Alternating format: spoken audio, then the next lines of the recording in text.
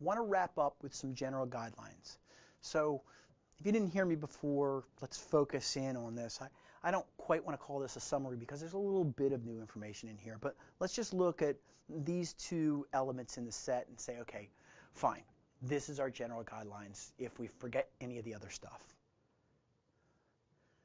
When you're on the scene collecting evidence, you need to know who was there when this actually happened, but you can't have them interfering with you.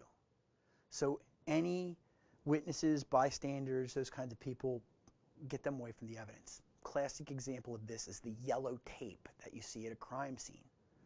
It says, this is the area of where there is evidence, so don't screw it up for us.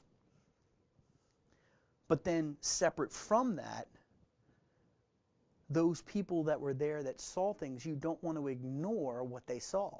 If an end user is sitting down at their workstation and they're working with their workstation and things go and it does this and it does that and it turns upside down and then all of a sudden there's a little thing that crawls across the bottom and there's dancing ants, well, you want that data because that may be in your lab when you replicate it and say, oh, when this happens, this, and this happened, the person that was there that saw this occur described these events, which I replicated again in my laboratory. But you've got to go to that person, and you can't shove them aside and say, hey, step aside, you don't know what you're doing. You have to work with them. So don't let them mess with the evidence, but do talk to them and collect that information.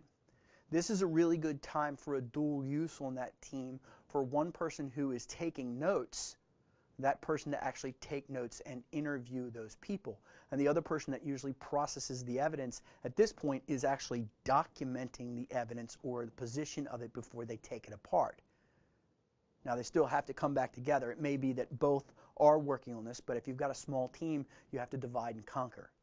Keep them away from the evidence, but talk to them and find out what they saw. You've got to be systematic about what you do and thorough with the evidence. A perfect example of this is when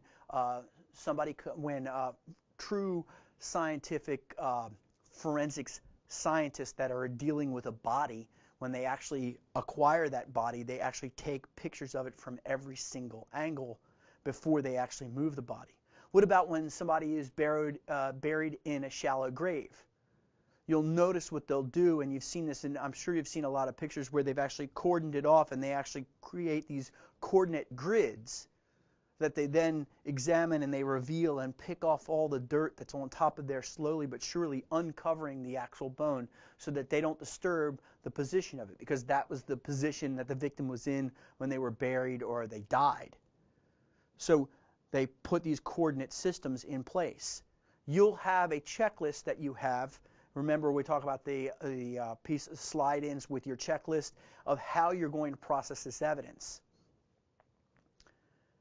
You're going to collect up this evidence. So we cast a wide net and say, hey, don't get in here, don't be involved with this, and we look for all of those other things that may be sitting there. A classic example of this is in the crime scenes where the adversary actually has DVDs. They'll actually store data inside those DVD cases that they have on their shelves. That's a place for evidence.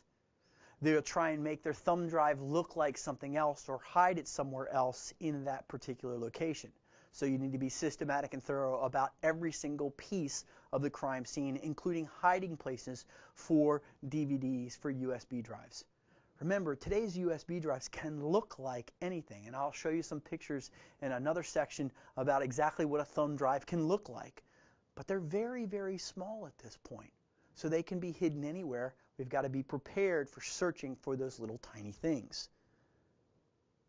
You should be able to recognize the different types of evidence. So what I say to you is go out and not necessarily go shopping, but go online to all the different places that have the toys that I call of technology, like the USB thumb drive that is in the shape of a mouse, or that is hidden in the bottom of a mouse, or it's a piece of the keyboard. It looks like an extra key from the keyboard. All the different form factors out there. I always go looking at Wired magazine, and I like that as a place to go ahead and look for new toys. Flash Slashdot has a really good set of cool toys and things like that. Reddit has a great place to show you those pieces of information. Look for what the new toy is, the new form factor of the USB drive. You should be able to recognize that. Consult with the investigating officer to determine the necessary equipment to take to the scene. If your investigating officer already knows that there is a powered-on laptop there, that means that you need to bring portable power with you. You should ask them before you arrive. Remember, you might have to go into a crime scene, pick up all your evidence, and get out of there in 30 minutes or less in some cases.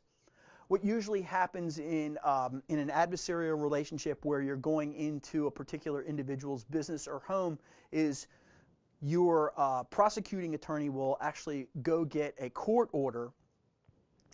They'll come to the scene and they'll say, we're going to process this court order, and they'll be on the scene. At the exact same time, the defense will then try and get a countermanding court order to stop the evidence collection if it's over a long period of time, especially when we're talking about corporate locations, or to narrow the search.